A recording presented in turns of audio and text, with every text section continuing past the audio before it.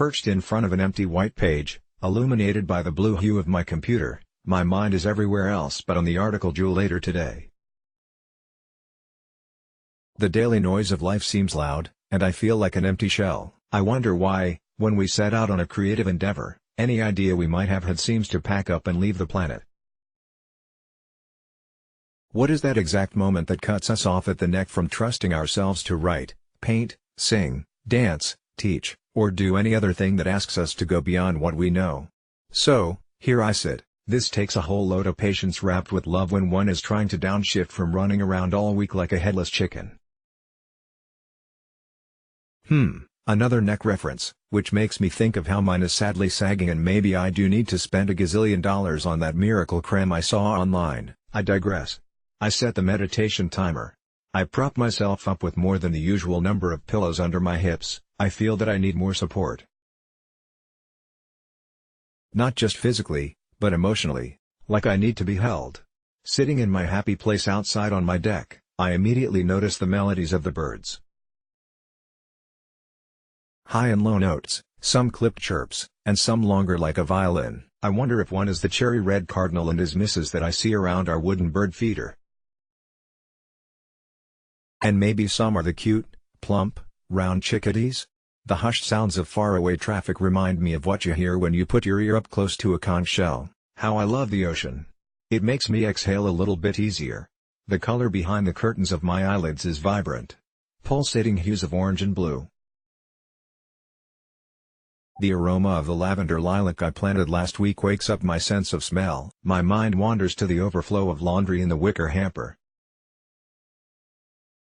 It also manages to completely veer off and worry about what class I will plan for later today. Instead of scolding myself for drifting, I gently remind myself to come back to my seat as if I were guiding a distracted child away from a shiny new toy.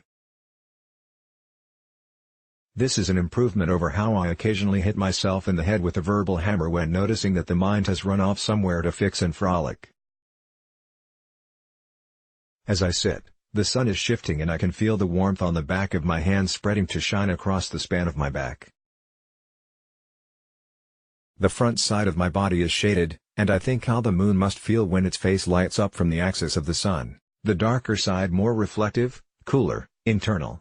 My mind pings about how I forgot to go to the bank and the barren refrigerator that needs attention.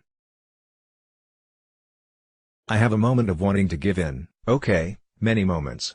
But I don't. I just sit and become internally watchful, shedding the layers of internal noise little by little. I start to settle into this one moment, the one that cannot live in regrets of the past or worries of the future. The taste in my mouth has remnants of strong coffee. Overly aware that I need to brush my teeth. Instead, I soften my jaw and rest my tongue at the soft tip of the palate as if I was going to say the word love. How can I be gentler with myself? How can I lean into the moments of feeling like I don't know?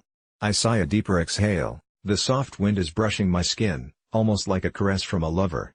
The sound travels through the lush, green oak and ash trees behind our log cabin. I hear the ocean again. Like waves, I simply keep coming back to my seat. A breath comes in and a breath goes out.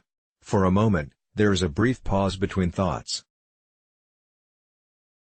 That space where I don't know where I am, except that it feels peaceful, present, possible. The gong of the timer echoes, and I linger a little longer swimming in the stew of nothingness. It feels as if a new door and my eyes have opened at the same time. Do I know what's on the other side of the door? No. But I do know there is no way to know, to grow, or to learn, without stepping through that door. So I write the first word, dance the first step. And I tell myself, let yourself not know how. Just start. Let's block ads. Why?